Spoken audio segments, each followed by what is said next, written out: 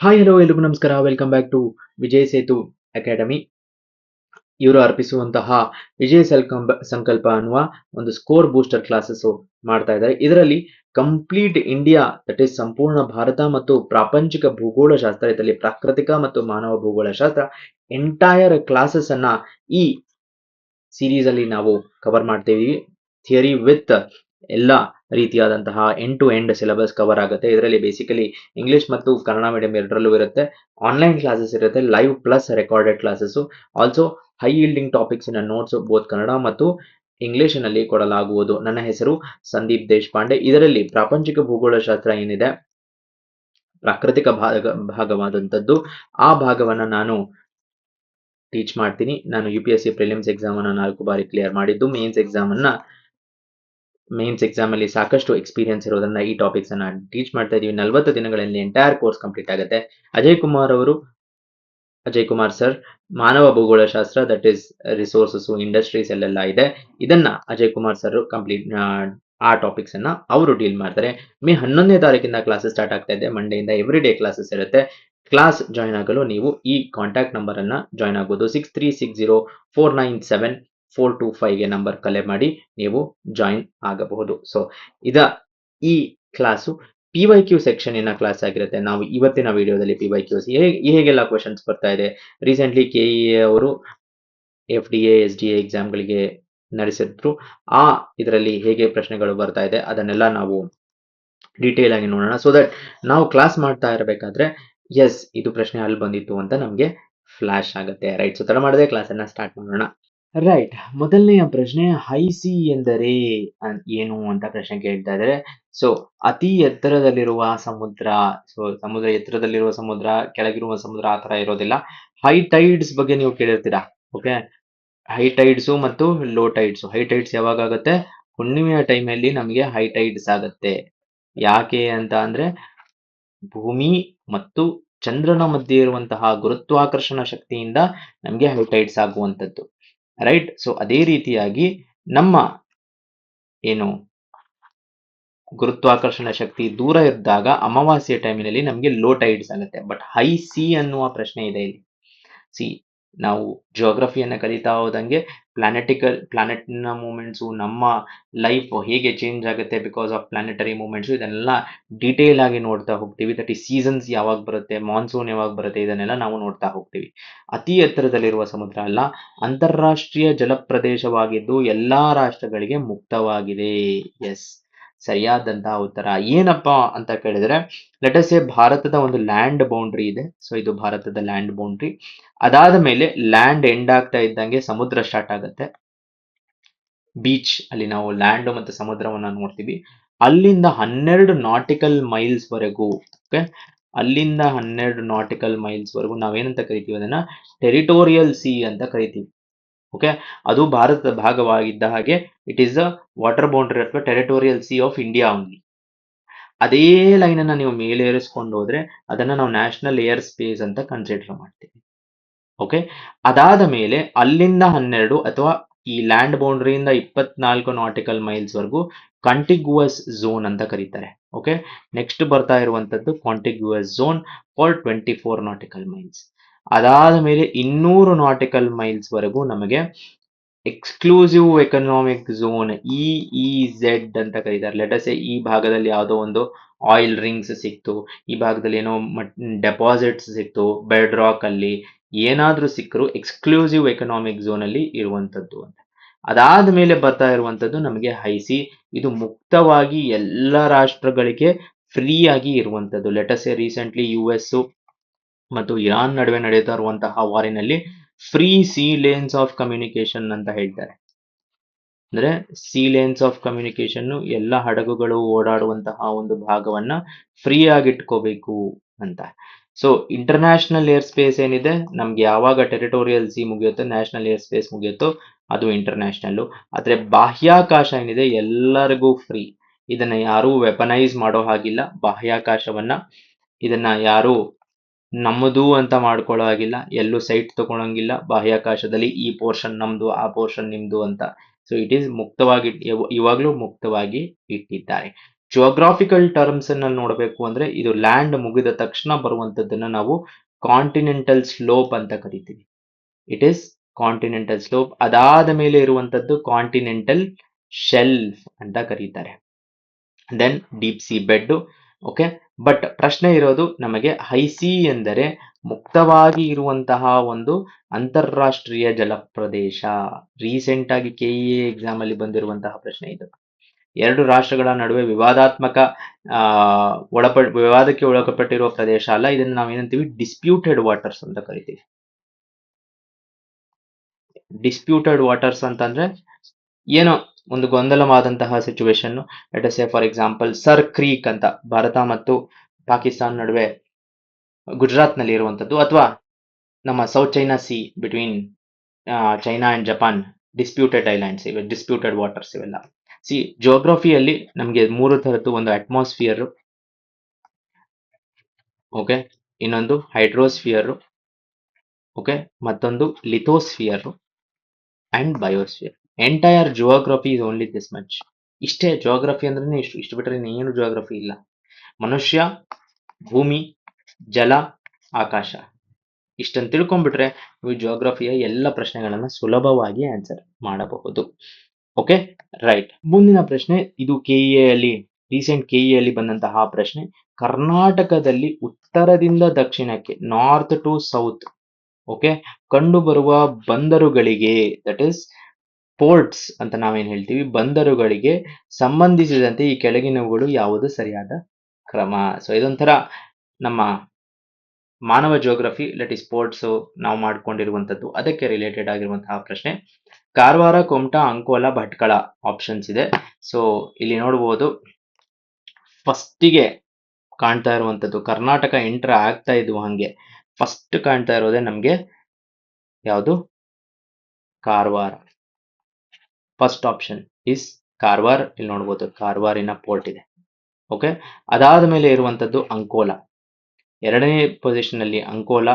Then Kumta, Kumta ಆದ್ಮೇಲೆ ಹೊನ್ನಾವರ, ಹೊನ್ನಾವರ ಆದ್ಮೇಲೆ ಮನ್ಕಿ, ಮನ್ಕಿ ಆದ್ಮೇಲೆ ಮುರುಡೇಶ್ವರ, ಮುರುಡೇಶ್ವರ ಆದ್ಮೇಲೆ ಬರುವಂತದ್ದು ಭಟ್ಕಳ. ಓಕೆ, ಸೊ ಕನ್ಫ್ಯೂಷನ್ಗೋಸ್ಕರ 4 ಆಪ್ಷನ್ಗಳನ್ನ ಕೊಟ್ಟು ಅವರು ಏನ್ ಮಾಡಿದ್ದಾರೆ ಅಂದ್ರೆ, ಸ್ಟೂಡೆಂಟ್ಸಿಗೆ ಗೊತ್ತಾ ಇಲ್ಲ, ಕಾರವಾರ ಫಸ್ಟ್ ಬರುತ್ತೆ ಅಂತ ಸಾಕಷ್ಟು ಜನರಿಗೆ ಗೊತ್ತಿರುತ್ತೆ. ಓಕೆ, ಬಟ್ ಕಾರವಾರ ಆದ್ಮೇಲೆ ಬರುವಂತದ್ದು ಅಂಕೋಲಾ. ಅಲ್ಲೇ ನಮ್ಗೆ ಗೊತ್ತಾಗ್ಬಿಡುತ್ತೆ. ಇಲ್ಲಿ ನೋಡ್ಬೋದು ಅಂಕೋಲಾ ನೆಕ್ಸ್ಟ್ ಬರ್ತಾ ಇದೆ. ಅದಾದ್ಮೇಲೆ ಬರ್ತಾ ಇರುವಂತದ್ದು ಕುಮಟಾ, ಅದಾದ್ಮೇಲೆ ಲಾಸ್ಟ್ ಅಲ್ಲಿ ಬರ್ತಾ ಇರುವಂತದ್ದು ಭಟ್ಕಳ. ಓಕೆ, ತುಂಬಾ ಕೆಳಗಡೆ ನಿಮ್ಗೆ ಉಡುಪಿ, ಮಂಗಳೂರು, ಪಡುಬಿದ್ರಿ ಇದೆಲ್ಲ ಏನಿದೆ, ಮುಲ್ಕಿ, ಮಂಗಳೂರು ಇದೆಲ್ಲ ಏನಿದೆ ತುಂಬಾ ಕೆಳಗಡೆ ಬರುತ್ತೆ. ಇದೆಲ್ಲ ಇನ್ನು ಮೇಲ್ಗಡೆ ಬರುವಂತದ್ದು. ಸೊ ಕೆಳಗಡೆ ಪಾರ್ಟ್ ಅಲ್ಲಿ ಏನಾರ ಪ್ರಶ್ನೆ ಬಂದ್ರೆ ಕುಂದಾಪುರ, ಅದಾದ್ಮೇಲೆ ಉಡುಪಿ, ಅದಾದ್ಮೇಲೆ ಪಡುಬಿದ್ರಿ, ಅದಾದ್ಮೇಲೆ ಮುಲ್ಕಿ, ಅದಾದ್ಮೇಲೆ ಮಂಗಳೂರು, ಅದಾದ್ಮೇಲೆ ಉಳ್ಳಾಳ. ಈ ಪೋರ್ಟ್ಸ್ ಏನಿದೆ ಸದರ್ನ್ ಪಾರ್ಟ್, ದಕ್ಷಿಣ ಕನ್ನಡ ಅಂತ ಏನ್ ಹೇಳ್ತೀವಿ ಆ ಪಾರ್ಟ್ ಅಲ್ಲಿ ಬರುವಂತ. Okay, right. ಸೊ ಈ ಪ್ರಶ್ನೆಗೆ ಸರಿಯಾದಂತಹ ಉತ್ತರ Ankola, Kumta, Bhatkal is the right answer. So ಕರ್ನಾಟಕದ ಇದೊಂದೇ ಅಲ್ಲ, ಶಿಖರಗಳನ್ನ ಕೂಡ ಮೇಲ್ಗಡೆಯಿಂದ ಕೆಳಗಡೆ ಮಾಡಿ, ಭಾರತದ ಶಿಖರಗಳಂತೂ ಎಷ್ಟು ಸಾರಿ ಬಂದಿದೆಯೋ. ಓಕೆ, ರೈಟ್ ಇಂದ ಲೆಫ್ಟ್ ಶಿಖರಗಳನ್ನ ಅರೇಂಜ್ ಮಾಡಿ ಎಲ್ಲ ಪ್ರಶ್ನೆಗಳು ಬರುವ ಚಾನ್ಸಸ್ ಕೂಡ ಇರುತ್ತೆ. ನಮ್ಮ ಕ್ಲಾಸಿನಲ್ಲಿ ಇದನ್ನೆಲ್ಲ ನಾವು ಕವರ್ ಮಾಡ್ತೀವಿ. ರೈಟ್, ಮುಂದಿನ ಪ್ರಶ್ನೆ ನೋಡೋಣ. ರೈಟ್, ಮುಂದಿನ ಒಂದು ಪ್ರಶ್ನೆ ಒಂದು ನ್ಯಾಷನಲ್ ರಿಲೇಟೆಡ್ ಆದಂತ ಪ್ರಶ್ನೆ. ಕೆಳಗಿನ ರಾಜ್ಯಗಳಲ್ಲಿ ಯಾವುದು ಅತಿ ಉದ್ದದ ಕರಾವಳಿಯನ್ನು ಹೊಂದಿದೆ?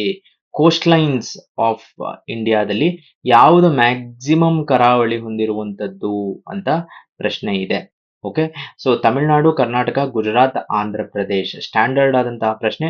ಮ್ಯಾಕ್ಸಿಮಮ್ ಕೋಸ್ಟ್ ಲೈನ್ ಬಂದ್ಬಿಟ್ಟು ನಮಗೆ ಗುಜರಾತಿನ ಕೋಸ್ಟ್ ಲೈನ್ ಆಗಿರುತ್ತೆ. ಯಾವುದು ಬೇರೆ ಅದಕ್ಕೆ ಕ್ಲೋಸ್ ಕೂಡ ಇಲ್ಲ. ಗುಜರಾತ್ ನಿಂದ 1600 ಕಿಲೋಮೀಟರ್ಸಿನ ಉದ್ದದ ಒಂದು ಕೋಸ್ಟ್ ಲೈನ್ ಆಗುತ್ತೆ. ಸೆಕೆಂಡ್ ಸ್ಥಾನದಲ್ಲಿ ಯಾವ್ದಿದೆ ಅಂದ್ರೆ ಆಂಧ್ರ ಪ್ರದೇಶ್. ಗುಜರಾತಿನ ಕೋಸ್ಟ್ ಲೈನ್ ಯಾಕೆ ಅಂದ್ರೆ ಇಲ್ಲಿ ತುಂಬಾ ಈ ತರ ಇರೋದ್ರಿಂದ ನಂಬರ್ ಆಫ್ ಕಿಲೋಮೀಟರ್ಸ್ ಜಾಸ್ತಿ ಆಗುತ್ತೆ. ಶಾರ್ಪ್ ಎಡ್ಜಸ್ ಮತ್ತು ಚೇಂಜಸ್ ಇರೋದ್ರಿಂದ ನಂಬರ್ ಆಫ್ ಕಿಲೋಮೀಟರ್ಸ್ ಗುಜರಾತಿನದ್ದು ಜಾಸ್ತಿ ಆಗುತ್ತೆ. ಆಂಧ್ರ ಪ್ರದೇಶನದು ಅರೌಂಡ್ 970 ಕಿಲೋಮೀಟರ್ಸ್ ಅಷ್ಟು ಆಂಧ್ರ ಪ್ರದೇಶದ second coastline. Okay, second highest ಇರುವಂತದ್ದು. ಕರ್ನಾಟಕದ್ದು 320 ಕಿಲೋಮೀಟರ್ಸ್ ಮಾತ್ರ ಇರುವಂತದ್ದು.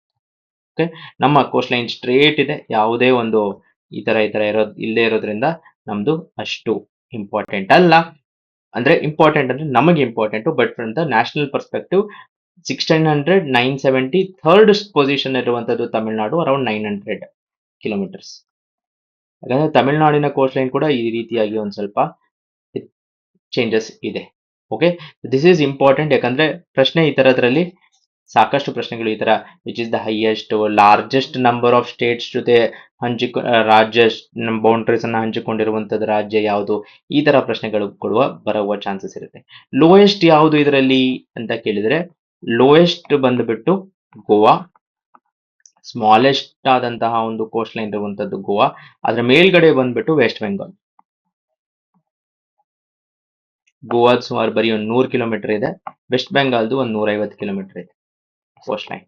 ಸೊ ಇದನ್ನ ನೀವು ನೆನ್ಪಿಟ್ಕೋಬೇಕು. ಫಸ್ಟ್ 3 ಇಂಪಾರ್ಟೆಂಟು, ಲಾಸ್ಟ್ ಇಂಪಾರ್ಟೆಂಟು, ಕರ್ನಾಟಕದ ಕೋಸ್ಟ್ ಲೈನ್ ಕೂಡ ಇಂಪಾರ್ಟೆಂಟ್ ಆಗುತ್ತೆ. ರೈಟ್, ಮುಂದಿನ ಪ್ರಶ್ನೆ ಏನೋ ನೋಡೋಣ. ರೈಟ್, ಇನ್ನೊಂದು ಕೆಇಎ ರೀಸೆಂಟ್ ಆಗಿ ನಡೆದಂತಹ SDA FDA ಎಕ್ಸಾಮ್ ಅಲ್ಲಿ ಬಂದಿರುವಂತದ್ದು, ಕೆಳಗಿನವುಗಳಲ್ಲಿ ಹೇಳಿಕೆಗಳನ್ನು ಪರಿಗಣಿಸಿ. ಓಕೆ, ಮುಳ್ಳಯ್ಯನಗಿರಿಯನ್ನು ಹಿಂದೆ ಚಂದ್ರದ್ರೋಣ ಪರ್ವತ ಎಂದು ಕರೆಯಲಾಗುತ್ತಿತ್ತು. ಯಾವ ಹೇಳಿಕೆಗಳು ಸರಿಯಾಗಿವೆ ಅಂತ ಕೇಳ್ತಾ ಇದ್ದಾರೆ. ಎಸ್, ಮುಂಚೆ ಮುಳ್ಳಯ್ಯನಗಿರಿಯನ್ನ ಚಂದ್ರದ್ರೋಣ ಪರ್ವತ ಅಂತಾನೆ ಕರೀತಾ ಇದ್ರು. ಆಪ್ಷನ್ ಎ ಸರಿಯಾಗಿದೆ. ಓಕೆ, ಇದು ತಪ್ಪು. ಸೊ ಎ ಇಲ್ಲಿದೆ. Okay, right. ಮುಂದಿನ ಸ್ಟೇಟ್ಮೆಂಟ್ ಅನ್ನು ನೋಡೋಣ. ಮುಳ್ಳಯ್ಯನಗಿರಿ ಕರ್ನಾಟಕದ 2ನೇ ಅತಿ ಎತ್ತರದ ಬೆಟ್ಟವಾಗಿದೆ. ಇಲ್ಲ, ಮೊದಲನೆಯ ಹೈಯೆಸ್ಟ್ ಪೀಕ್ ಆಫ್ ಕರ್ನಾಟಕ. ನಾನಾಗ್ಲೇ ಹೇಳಿದೆ, ಕರ್ನಾಟಕದ ಪೀಕ್ ಬಗ್ಗೆ ಪ್ರಶ್ನೆ ಬರುವ ಚಾನ್ಸಸ್ ಇದೆ. So it is the tallest peak of Karnataka. ಇಲ್ಲಿ ಕನ್ಫ್ಯೂಸ್ ಆಗಬಾರ್ದು. ಸಾಕಷ್ಟು ಜನ ನಂದಿ ಬೆಟ್ಟ ಅಥವಾ ಕುದುರೆಮುಖ ಅಂತ ಅನ್ಕೊಂತಾರೆ. Mullayanagiri is actually the tallest peak. Okay, so option B ತಪ್ಪು. ಸೊ ನಮ್ಮ ರೈಟ್ ಆನ್ಸರ್ ಬಂದಾಗಿದೆ. ಸಿ ಆಪ್ಷನ್ ಅನ್ನು ನೋಡೋಣ. ಕರಾವಳಿ ಮೈದಾನವನ್ನು ಹೊರತುಪಡಿಸಿ ಶಿವಮೊಗ್ಗ ಜಿಲ್ಲೆಯ ಭೀಮೇಶ್ವರ ಕಣಿವೆಯು ಭಾರತದ ಅತ್ಯಂತ ಕಡಿಮೆ ಎತ್ತರದ ಪ್ರದೇಶವಾಗಿದೆ. So let us say for example, Bharat ಹೀಗಿದೆ, ನಮ್ಮ ಪೀಕ್ಸ್ ವೆಸ್ಟರ್ನ್ ಘಾಟ್ಸಿನ ಪೀಕ್ಸ್ ಈ ರೀತಿಯಾಗಿರುವಂತದ್ದು.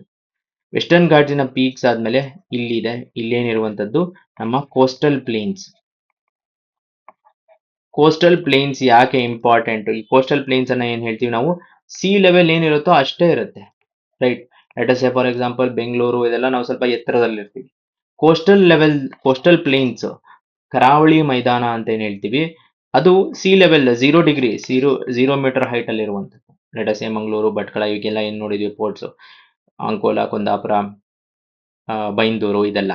ಬಟ್ ಇದನ್ನ ಬಿಟ್ಟು ಮೇನ್ಲ್ಯಾಂಡ್ ಕರ್ನಾಟಕದಲ್ಲಿ ಇದನ್ನ ಬಿಟ್ಟು ಮೋಸ್ಟ್ ಲೋಯೆಸ್ಟ್ ಇರುವಂತಹ ಶಿವಮೊಗ್ಗ ಜಿಲ್ಲೆಯ ಭೀಮೇಶ್ವರ ಕಣಿವೆ, ಎರಡು ಒಂದು ಹಿಲ್ಸಿನ ನಡುವೆ ಇರುವಂತದ್ದನ್ನ ನಾವು ವ್ಯಾಲಿ ಅಂತೀವಿ. ಅದಕ್ಕೆ ಕಾಶ್ಮೀರಿನ ವ್ಯಾಲಿ ಅಂತ ಏನಕ್ಕೆ ಕರೀತಾರೆ ಅಂದ್ರೆ, ನಮ್ಮ ಪೀರ್ಪಂಜಲ್ಲು ಇದೆಲ್ಲ ಏನಿದೆ ಆ ಹಿಲ್ಸ್ ಮಧ್ಯೆ ಇರುವಂತಹ ವ್ಯಾಲಿಗೆ ಕಾಶ್ಮೀರ್ ಅಂತ ಅನ್ನೋದು. ಅದಕ್ಕೆ ಅದಷ್ಟು ಸುಂದರವಾಗಿದೆ. ಭೀಮೇಶ್ವರ ಕಣಿವೆ ಕರ್ನಾಟಕದ ಅತ್ಯಂತ ಕಡಿಮೆ ಎತ್ತರದ ಪ್ರದೇಶವಾಗಿದೆ. ಸರಿಯಾಗಿದೆ. It is a factual question on Karnataka. Okay, so coastal plains ಅನ್ನ ಹೊರತುಪಡಿಸಿ ಭೀಮೇಶ್ವರ ಕಣಿವೆ is right answer. Option 2 is perfectly correct. So Mullayanagiri ನೋಡ್ಬೋದು ನೀವು ಇಲ್ಲಿ. ಈಗೆಲ್ಲ ಮುಳ್ಳಯ್ಯನಗಿರಿ ಆಗಿರ್ಬೋದು, ರೀಸೆಂಟ್ ಆಗಿ ಲೆಟ್ಸ್ ಸೇ ಫಾರ್ ಎಕ್ಸಾಂಪಲ್ ತಡಿಯಾಣ್ ಮೂಲಲ್ಲಿ ಒಬ್ರು ಪರ್ಸನ್ ಸಿಗಾಕೊಂಡ್ಬಿಟ್ಟಿದ್ರು. ನೀವೇನ ಮುಳ್ಳಯ್ಯನಗಿರಿ ಟ್ರೆಕ್ ಅಥವಾ ಆ ಥರ ಏನಾರ ಮಾಡಬೇಕು ಅಂದ್ರೆ ಮುಂಚೆ ಫಾರೆಸ್ಟ್ ಡಿಪಾರ್ಟ್ಮೆಂಟ್ ಇಂದ ಪರ್ಮಿಷನ್ ಅನ್ನು ತಗೊಂಡಿರ್ಬೇಕು. Highest peak of Karnataka 1930 meter ಇರುವಂತದ್ದು. ಫಾರ್ ಕಂಪ್ಯಾರಿಸನ್ 8448 ಕಿಲೋಮೀಟರ್ ಏನಿದೆ ಯಾವುದು Mount Everest. So sea level, above sea level ಇಷ್ಟಿದೆ. Located in Chikkamagaluru district. It lies in the Baba Budangiri hill range. ಇದು ಮುಳ್ಳಯ್ಯನಗಿರಿ ಏನಿದೆ ಈ ಹಿಲ್ ರೇಂಜಸ್ ಅಲ್ಲಿ ಇರುವಂತದ್ದು. ಓಕೆ, ಮತ್ತು ವೆಸ್ಟರ್ನ್ ಘಾಟ್ಸ್ ಏನಿದೆ ಯುನೆಸ್ಕೋನ world heritage site, natural world heritage site ಆಗಿರೋದ್ರ ಪಾರ್ಟ್ ಆಗಿದೆ. Named after saint Mullappa Swami ಅವರ ಹೆಸರ ಮೇಲೆ ಇರುವಂತದ್ದು ಮುಳ್ಳಯ್ಯನಗಿರಿ. All right. ರಾಜ್ಯಗಳ ನಡುವೆ ಸಂಬಂಧಿಸಿದೆ ಅಂತ. ಕರ್ನಾಟಕದ ವಾಟರ್ ಡಿಸ್ಪ್ಯೂಟ್ಸ್ ಯಾವುದೆಲ್ಲ ಜೊತೆ ಇದೆ? ಫಸ್ಟು ನಾವು ಪ್ರಶ್ನೆಯನ್ನು ನೋಡೋಣ. ಕಳಸಾ ಬಂಡೂರಿಯು ಕರ್ನಾಟಕ, ಆಂಧ್ರ ಪ್ರದೇಶ, ಕರ್ನಾಟಕ, ಗೋವಾ, ಕರ್ನಾಟಕ, ಕೇರಳ, ಕರ್ನಾಟಕ, ತಮಿಳುನಾಡು ಅಲ್ಲ, ಕರ್ನಾಟಕ, ಗೋವಾ. ಸೊ ಇಲ್ಲಿ ನೋಡಬಹುದು ನೀವು ಕಳಸಾ ಬಂಡೂರಿ ಯೋಜನೆ ಇಲ್ಲಿ ಮಹಾರಾಷ್ಟ್ರ, ಓಕೆ, ಗೋವಾ ಉಲ್ಲಾ ನಾಳ ಅಂತ ಏನ್ ಹೇಳ್ತೀವಿ ಅದು, Kalasa dam. Okay, origin of Malaprabha river ಹರಿದು ಹೋಗ್ತಾ ಇರುವಂತದ್ದು. ಬಂಡೂರಾ ಅನ್ನುವ ಡ್ಯಾಮು, ಇದೆರಡರ origin of Mahadayi river. Conflict areas ಯಾವುದು ಅಂದ್ರೆ Gadag, Dharwad, Belagavi is acute shortage of water for both drinking ಮತ್ತು ಇರಿಗೇಷನ್. ಕರ್ನಾಟಕದ ಪ್ಲೀ ಏನು ಅಂದ್ರೆ to divert water of Mahadayi was rejected by the Mahadayi dispute tribunal. The government is opposing the diversion as Mahadayi meets the drinking water needs of nearly 46%, 43% in Goa. So, Bandura dam ಇಂದ diversion ಬಗ್ಗೆ ಕಳಸಾ ಬಂಡೂರಿ ಯೋಜನೆಯು. ನೆನ್ಪಿಟ್ಕೊಳ್ಳಿ, ಕರ್ನಾಟಕದ್ದು ಕಾವೇರಿ ಒಂದು ಏನಿದೆ shared river dispute between Karnataka Tamil Nadu. Okay, then Krishna earlier ಮೊದಲು Krishna water dispute ತುಂಬಾನೇ heated dispute. ಇದರಲ್ಲಿ ಪುದುಚೇರಿ ಕೂಡ ಇದೆ. Okay, Krishna water dispute Maharashtra, Karnataka, Andhra Pradesh involve. Okay, ಮತ್ತು ಯಾವುದೆಲ್ಲ ಪಾರ್ಟ್ಸ್. ಓಕೆ, ಕರ್ನಾಟಕ ಮತ್ತು Goa is right answer. Simple ಪ್ರಶ್ನೆ. ಮುಂದಿನ ಪ್ರಶ್ನೆ, which one of the following pairs is not correctly matched ಅಂತ ಪ್ರಶ್ನೆ ಕೇಳ್ತಾ ಇದ್ದಾರೆ. ಜೂನ್ ಅನ್ನೋದು ಜೂನ್, ಡಿಸೆಂಬರ್, ಮಾರ್ಚ್ ಮತ್ತು ಸೆಪ್ಟೆಂಬರ್. ಇದರಲ್ಲಿ ಎರಡು ಪಾರ್ಟ್ ಇರುತ್ತೆ, ಸೋಲ್ಸ್ಟೈಸ್ ಮತ್ತು ಈಕ್ವಿನಾಕ್ಸ್ ಅಂತ. ಸೊ ಭೂಮಿ ಈ ರೀತಿಯಾಗಿದ್ದರೆ ಭೂಮಿಯ ಮೂರು ಪಾರ್ಟು, ಒಂದು ನಮ್ಮ ಸೆಂಟರ್ ಆಫ್ ದ ಭೂಮಿ ಕಟ್ ಆಗ್ತಾ ಇರುವಂತದ್ದು ವಿಚ್ ಇಸ್ ಈಕ್ವೇಟರ್ ಅಂತ ಹೇಳ್ತೀವಿ. ದೆನ್ ಟ್ರಾಪಿಕ್ ಆಫ್ ಕ್ಯಾನ್ಸರ್ ಅಥವಾ ಕರ್ಕಾಟಕ ವೃತ್ತ. ಓಕೆ, ಕರ್ಕಾಟಕ ವೃತ್ತ ಮತ್ತು ಟ್ರಾಪಿಕ್ ಆಫ್ ಕೇಪ್ರಿಕಾನ್ ಅಂತ ಹೇಳುವಂತ. ಒಂದು ವೇಳೆ ಸೂರ್ಯನ ಬೆಳಕು ಭೂಮಿಯ ಈಕ್ವೇಟರ್ ಮೇಲೆ ಡೈರೆಕ್ಟ್ ಆಗಿ ಬೀಳ್ತಾ ಇದೆ, ಯಾಕಂದ್ರೆ ಭೂಮಿ ಈ ರೀತಿಯಾಗಿರುವಂತದ್ರಿಂದ ಈ ರೀತಿಯಾಗಿ ಟರ್ನ್ ಆಗ್ತಾ ಇರುತ್ತೆ. ಸೊ ಒಂದು ಪಾಯಿಂಟ್ ಅಲ್ಲಿ ಯಾವತ್ತು 21ನೇ ತಾರೀಕು ಮಾರ್ಚ್ ಭೂಮಿಯ ಎಕ್ಸಾಕ್ಟ್ ಸೆಂಟರ್ ಅಲ್ಲಿ ನಮ್ಮ ಇದು ಬೀಳ್ತಾ ಇರುತ್ತೆ, ಸೂರ್ಯನ ಕಿರಣಗಳು ಓವರ್ ಹೆಡ್ ಆಫ್ ಸನ್. ಅಂದ್ರೆ ನೀವು ಈಕ್ವಿನಾಕ್ಸ್ ಅಲ್ಲಿ ನಿಂತ್ಕೊಂಡು, ಭಾರತದಲ್ಲಿ ಈಕ್ವಿನಾಕ್ಸ್ ಇಲ್ಲ ಅಂದ್ರೆ ನಾವು ಈಕ್ವೇಟರ್ ಥ್ರೂ ಪಾಸ್ ಆಗೋದಿಲ್ಲ. South Africa, African Nations south American Nations through pass ಆಗುತ್ತೆ. ಓಕೆ, ಸೊ ಈಕ್ವಿನಾಕ್ಸ್ ಇನ ಮೇಲೆ ಎಕ್ಸಾಕ್ಟ್ಲಿ ಇಲ್ಲಿ ನಿಂತ್ಕೊಂಡ್ರೆ ಸೂರ್ಯ ನಮ್ಮ ತಲೆ ಮೇಲೆ ಕಾಣ್ತಾ ಇದೆ. ಅದೇ 22.5 ಡಿಗ್ರಿ ಇದು ಭಾರತದಲ್ಲಿ ಕ್ರಾಸ್ ಆಗುತ್ತೆ, ದಟ್ ಇಸ್ ಕರ್ಕಾಟಕ ವೃತ್ತ ಅಂತ ಏನ್ ಹೇಳ್ತೀವಿ. ಅದರ ಮುಖಾಂತರ ಹೋಗ್ತಾ ಇರುವಂತಹ ಪಾರ್ಟ್ ಏನಾದ್ರೂ ಇದ್ದರೆ ಅದು ಜೂನ್ 21 ನಮ್ಮ ಭಾರತದಲ್ಲಿ JCB ಅಂತ ಹೇಳ್ತೀವಿ, ಜಾರ್ಖಂಡ್, ಛತ್ತೀಸ್ಗಢ ಮತ್ತು ಬೆಂಗಾಲು ಮತ್ತೆ ಈ ಕಡೆ ಮೇಘಾಲಯ, ಆಮೇಲೆ ಈ ಕಡೆ ಗುಜರಾತ್, ರಾಜಸ್ಥಾನ ಇದರ ಥ್ರೂ ಪಾಸ್ ಆಗುತ್ತೆ. ನೀವು ರನ್ ಆಫ್ ಕಚ್ಗೆ ಹೋದ್ರೆ ಅಲ್ಲಿ ನೀವು tropic of cancer passes here ಅಂತ ಇನ್ನೊಂದು ಸಿಂಬಲ್ ಹಾಕಿದ್ದಾರೆ. ಇಲ್ಲಿ ನೀವು ಏನ್ ನಿಂತ್ಕೊಂಡಿದ್ದೀರಾ, ಟ್ರಾಪಿಕ್ ಆಫ್ ಕ್ಯಾನ್ಸರ್ ಎಕ್ಸಾಕ್ಟ್ಲಿ ಇಲ್ಲಿ ಪಾಸ್ ಆಗ್ತಾ ಇದೆ ಅಂತ. ಮಧ್ಯಪ್ರದೇಶ ಆ ತರ ಹೋಗ್ತಾ ಇದೆ. ಸೊ ಯಾಕೆ ಇದನ್ನ ಹೇಳ್ತಾ ಇದೀನಿ ಅಂದ್ರೆ ಜೂನಿನಲ್ಲಿ ನಮ್ಮ ಎಕ್ಸಾಕ್ಟ್ 22.5 ಡಿಗ್ರಿ ಮೇಲ್ಗಡೆ ಸೂರ್ಯ ಕಾಣುತ್ತೆ. ಇನ್ಯಾವ ಪಾರ್ಟ್ ಅಲ್ಲೂ ನಾವು ಬೆಂಗಳೂರಲ್ಲಿ ಕರ್ನಾಟಕದಲ್ಲಿ ಇರುವಾಗ ಯಾವಾಗ್ಲೂ ಸೂರ್ಯ ನಮ್ಮ ತಲೆ ಮೇಲೆ ಇರೋದಿಲ್ಲ, ಯಾಕಂದ್ರೆ ನಾವು 22 ಡಿಗ್ರಿ ಹಾಫ್ ಅಲ್ಲಿ ಇಲ್ಲ. But during the time from here to here ಹೋಗ್ತಿರ್ಬೇಕಾದ್ರೆ, ನಾವು ಕ್ರಾಸ್ ಆಗ್ತಿರ್ಬೇಕಾದ್ರೆ, ಯಾಕಂದ್ರೆ 8 ಡಿಗ್ರಿಯಿಂದ ಭಾರತ ಸ್ಟಾರ್ಟ್ ಆಗುತ್ತೆ, ಯಾವುದೋ ಒಂದು ಡೇ ಇರುತ್ತೆ ದಟ್ ಈಸ್ ಡಿಫ್ರೆಂಟ್. ಆ ಡೇ ಯಾವುದು ಅಂತ ನಮಗೆ ಗೊತ್ತಿಲ್ಲ, ಬಟ್ 22.5 ಮಾತ್ರ ಜೂನ್ 21 ಇರುವಂತ. ಅದೇ ರೀತಿ ಟ್ರಾಪಿಕ್ ಆಫ್ ಕ್ಯಾಪ್ರಿಕಾನ್ ಮೇಲೆ ಎಕ್ಸಾಕ್ಟ್ ಸೂರ್ಯ ಮೇಲ್ಗಡೆ ಬರುವಂತದ್ದು on December 22, that is winter solstice ಅಂತ ಹೇಳ್ತೀವಿ. ಪ್ರಶ್ನೆ ಇರೋದು ಜೂನ್ ಅಲ್ಲಿ mid day sun over head at traffic of Capricorn ಸರಿಯಾಗಿದೆ. ಜೂನ್ 21ನೇ ತಾರೀಕು ನೀವೇನಾದ್ರೂ ಭಾರತದಲ್ಲದೆ ಫ್ರಾನ್ಸು, UK ಈ ತರದ, ಎಸ್ಪೆಷಲಿ ಫ್ರಾನ್ಸ್ ನಲ್ಲಿ ಟ್ರಾಪಿಕ್ ಆಫ್ ಕ್ಯಾಪ್ರಿಕಾನ್ ದಿನ ರಾತ್ರಿ 9:30ವರೆಗೂ ಸೂರ್ಯ ಇರ್ತಾನೆ. 9:30 PM ವರೆಗೂ 9:30 PM ವರೆಗೂ ಸೂರ್ಯ ಕಾಣಿಸ್ತಾ ಇರ್ತಾನೆ ತಲೆ ಮೇಲೆ ಅವತ್ತಿನ ದಿನ. ಯಾಕಂದ್ರೆ various reasons, it is exactly at various reasons, clouds ಕಡಿಮೆ ಇರುತ್ತೆ, ಅದೆಲ್ಲ ಬೇರೆ ರೀಸನ್ಸ್ಗೆ.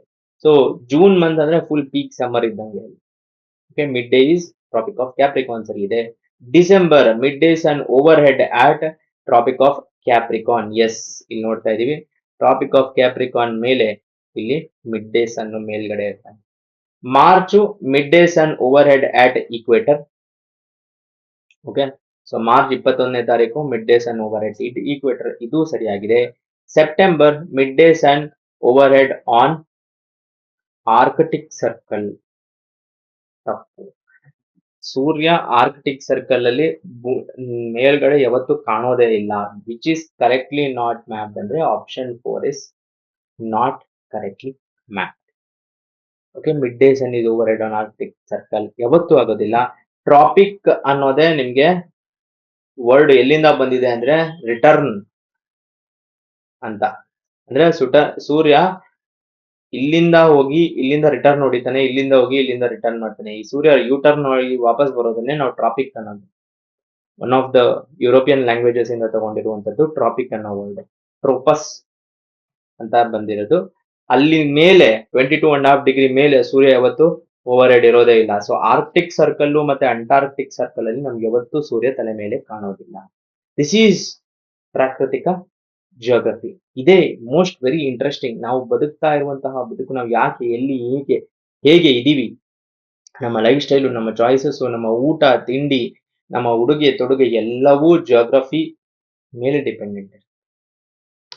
ಓಕೆ, ಸೊ ಈ ತರದ ಸಾಕಷ್ಟು PYQs ಗಳನ್ನ ನಾವು ಕ್ಲಾಸಸ್ ಅಲ್ಲೂ ಡಿಸ್ಕಸ್ ಮಾಡ್ತೀವಿ. ಬಟ್ ನಾವು ಕ್ಲಾಸ್ ಅಲ್ಲಿ ಎಂಟೈರ್ ಎಂಡ್ ಟು ಎಂಡ್ ಜಿಯೋಗ್ರಫಿಯನ್ನ ಕವರ್ ಮಾಡ್ತೀವಿ ಮತ್ತು ಬೇರೆ ಇನ್ನಿತರೆ ಪಾರ್ಟ್ಸ್ ಅನ್ನ ಕೂಡ ಡಿಸ್ಕಸ್ ಮಾಡ್ತೀವಿ. ನಿಮ್ಗೆ ಏನಾದ್ರು ಇಂಟ್ರೆಸ್ಟ್ ಇದ್ದಲ್ಲಿ ನಾವು ಹೇಳಿರುವಂತಹ ನಂಬರ್ ಡಿಸ್ಕ್ರಿಪ್ಷನ್ ನಲ್ಲಿ ಇದೆ, ಅದಕ್ಕೆ ಕಾಲ್ ಮಾಡಬಹುದು. ಓಕೆ, ಸೊ ಮುಂದಿನ ಕ್ಲಾಸಲ್ಲಿ ಮತ್ತೆ ಸಿಗೋಣ. ಧನ್ಯವಾದ.